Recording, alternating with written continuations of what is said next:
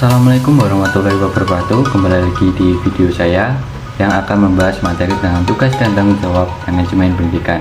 Sebelumnya, perkenalkan, nama saya Muhammad Yusuf dengan NPM A1B02262 dari Prodi Pendidikan Guru Sekolah Dasar Universitas Bengkulu dengan mata kuliah Pengelola Pendidikan dengan dosen pengampu Dr. Muhammad Kristiawan MPD.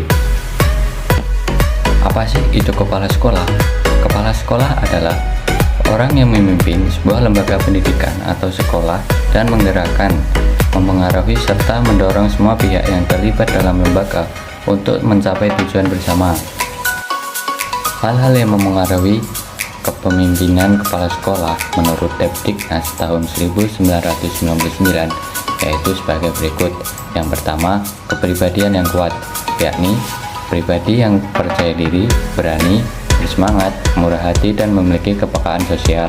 Yang kedua, memahami tujuan pendidik dengan baik, karena dengan pemahaman yang baik, kepala sekolah dapat menjelaskan kepada guru, staf, murid-murid, dan pihak yang terkait tentang strategi pencapaian tujuan sekolah. Yang ketiga, memiliki pengetahuan yang luas tentang bidang tugasnya maupun bidang lain yang terkait. Dan yang keempat, itu memiliki keterampilan yang profesional, yaitu keterampilan yang terkait dengan tugas sebagai kepala sekolah, yaitu keterampilan teknis, keterampilan hubungan kemanusiaan, dan keterampilan konseptual. Apa saja syarat-syarat menjadi kepala sekolah itu?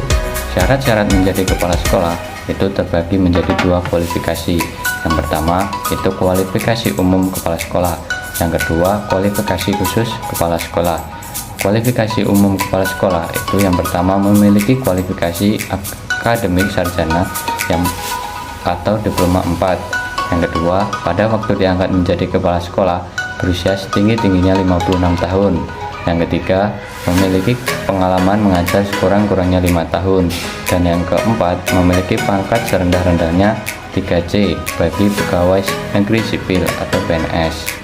Dan kualifikasi khusus kepala sekolah itu yang pertama, kualifikasi taman kanak-kanak. Yang pertama itu berstatus sebagai guru TK. Yang kedua, memiliki sertifikat sebagai guru TK.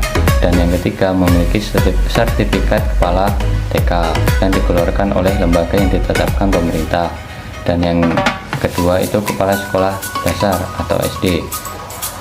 Yang pertama itu berstatus sebagai guru SD, dan yang kedua memiliki sertifikat sebagai guru SD, dan yang ketiga memiliki sertifikat kepala SD yang dikeluarkan oleh lembaga yang ditetapkan pemerintah. Dan yang ketiga kepala sekolah menengah pertama atau SMP. Yang pertama itu syaratnya berstatus sebagai guru SMP, dan yang kedua berstatus sebagai guru SMP, dan yang ketiga memiliki sertifikat kepala yang dikeluarkan oleh lembaga yang ditetapkan pemerintah. Dan yang keempat, kepala sekolah atas atau SMA. Pertama, berstatus sebagai guru SMA, dan yang kedua itu memiliki sertifikat kepala sekolah SMA yang dikeluarkan oleh lembaga yang ditetapkan oleh pemerintah. Apa sih ciri-ciri kepala sekolah yang efektif itu? Ciri-ciri kepala sekolah yang efektif itu terbagi menjadi 6. Yang pertama, itu memiliki visi yang kuat tentang masa depan sekolah, dan ia mendorong semua staf untuk mewujudkan visi tersebut. Dan yang kedua, memiliki harapan tinggi terhadap prestasi siswa dan kinerja staf. Dan yang ketiga, tekun mengamati para guru di kelas dan memberikan umpan balik yang positif dan konstruktif dalam rangka memecahkan masalah dan memperbaiki pembelajaran. Dan yang keempat, itu mendorong pemanfaatan waktu secara efisien dan merancang langkah-langkah untuk meminimalisir kekacauan.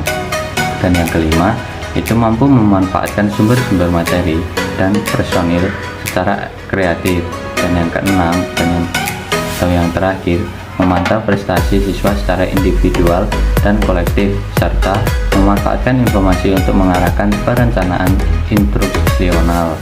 Tugas dan tanggung jawab menjadi kepala sekolah itu, tugas kepala sekolah itu terbentuk menjadi dua, yaitu tugas di bidang administrasi, dan yang kedua tugas di bidang supervisi.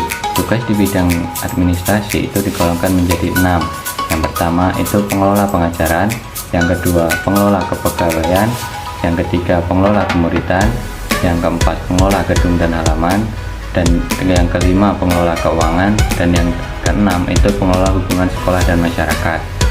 Tugas kepala sekolah di bidang supervisi itu yang pertama, membimbing guru agar mereka dapat memahami secara jelas tujuan kependidikan pengajaran yang dihendaki dicapai.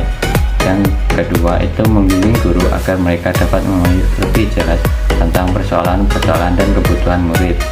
Yang ketiga, menyeleksi dan memberi tugas-tugas yang paling cocok bagi setiap guru sesuai dengan minat, memberi penilaian terhadap prestasi kerja sekolah berdasarkan standar-standar sejauh mana tujuan sekolah itu dicapai.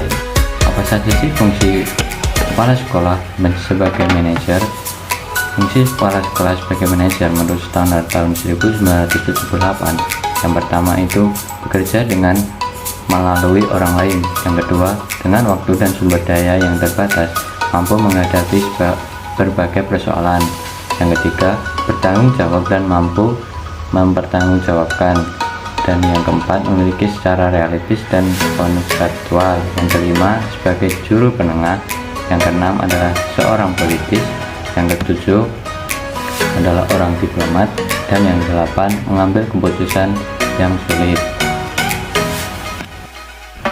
Apa saja peran kepala sekolah? Peran kepala sekolah itu dibagi menjadi tiga. Yang pertama itu peran kepemimpinan kepala sekolah. Yang kedua, peran manajerial sekolah. Dan yang ketiga, peran kurikulum pengajaran kepala sekolah.